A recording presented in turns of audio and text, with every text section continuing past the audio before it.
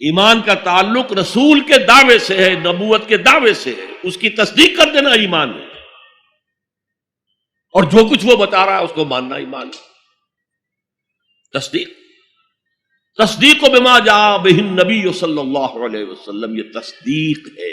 جو خبریں بھی وہ دے رہے ہیں صحیح ہے، وہ عالم آخرہ کی خبریں دے رہے ہیں، وہ عالم برزخ کی خبریں دے رہے ہیں، وہ اور خبریں دے رہے ہیں، آئندہ کی پیشن گوئیاں کر رہے ہیں، آئندہ کے حالات کی، سب کی تصدیق۔ ویسے تو یہ کہ یہ تصدیق حضور بما جا، جو بھی لائے حضور، لیکن حضور لائے ہیں عمل بھی اور فکر و نظر کا سامان بھی، وہ فلسفیانہ سوالوں کا جواب بھی، میٹا فزکس بھی لے کر آئے۔ ایمان کا جو ہے اطلاق وہ صرف میٹا فزیکل جو تعلیم ہے اس پر ہوتا، اور وہ تمام نبیوں کی ایک ہی رہی ہے۔ اللہ پر ایمان، جو وقت کا رسول ہے اس پر ایمان، جو بھی کتاب ہے اس پر ایمان، آخرت کا ایمان، بعث بعد الموت کا ایمان، اسی طریقے سے جنت اور دوزخ کا یقین، حساب کتاب کا یقین، وزن اعمال کا یقین۔ یہ چیزیں ہیں کہ جو ایمان میں اصطلاحاً شامل ہیں، اگرچہ وہ اصطلاح جو ہے وہ کور کرتی ہے شریعت کو بھی، احکام کو بھی، ڈوز کو بھی، ڈونٹس کو بھی، یہ کرو یہ نہ کرو، لیکن جو استعمال ہے وہ در حقیقت ایمان کا اس میٹا فزیکل کانسیپٹ پر ہے۔ اب یہاں فرمایا ربنا اننا سمعنا منادیا ینادی للایمان ان آمنوا بربکم فآمنا۔ پروردگار، ہم نے سنا ایک منادی کرنے والے کو، وہ ندا لگا رہا ہے، صدا لگا رہا ہے ایمان کی، کہ لاؤ ایمان اپنے رب پر، یقین کرو اپنے رب پر، توثیق کرو اپنے رب کی، تصدیق کرو اپنے رب کی۔ فآمنا، تو ہم ایمان لے آئے۔ ربنا فاغفر لنا ذنوبنا، تو اے رب ہمارے گناہوں کو بخش دے۔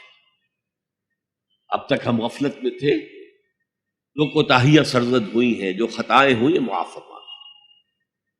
وکفر عنا سیئاتنا، ہمارے دامن کردار پر جو داغ اور دھبے ہیں انہیں دور کر دے، ہٹا دے، اور ہمارے نامہ اعمال پر جو دھبے لگے ہوئے، اے اللہ اسے دھو دے، ہمارے اعمال نامے کو پاک اور صاف کر دے۔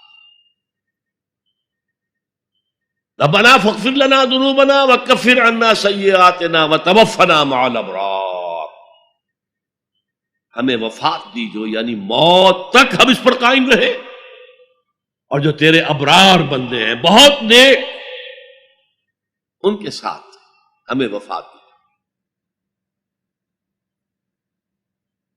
ربنا فاغفر لنا ذنوبنا وکفر عنا سیئاتنا وتوفنا مع الابرار ربنا وآتنا ما وعدتنا على رسلك ولا تخزنا یوم القیامہ۔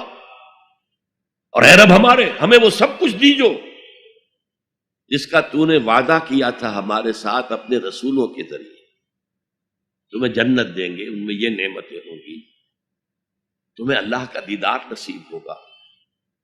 جو آخری نعمت اہل جنت کو ملے گی وہ دیدار الہی ہے، یہ سب سے بڑی نعمت ہے، سب سے بڑی دولت ہے۔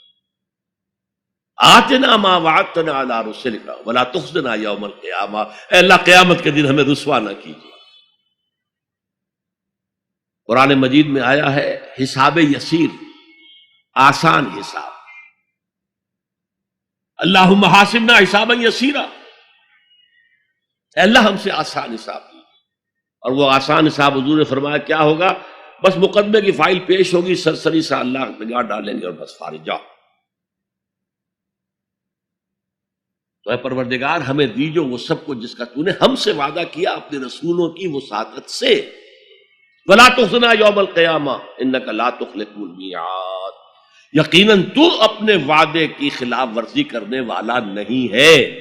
ہمیں اندیشہ ہے کہ ہم ان وعدوں کا مصداق بن سکیں گے کہ نہیں، تو اپنے وعدے کے خلاف کرنے والا نہیں ہے، لیکن یہ کہ ان وعدوں کا مصداق بننا، ان وعدوں کا مستحق قرار پانا جو ہے، ہمیں اگر شک ہے تو اس میں ہے انک لا تخلف المیعاد، ہمیں کوئی اندیشہ نہیں ہے کہ تو اپنے وعدے سے پھر جائے۔ اب جو لوگ اس طریقے سے سلیم الفطرت سلیم العقل انسان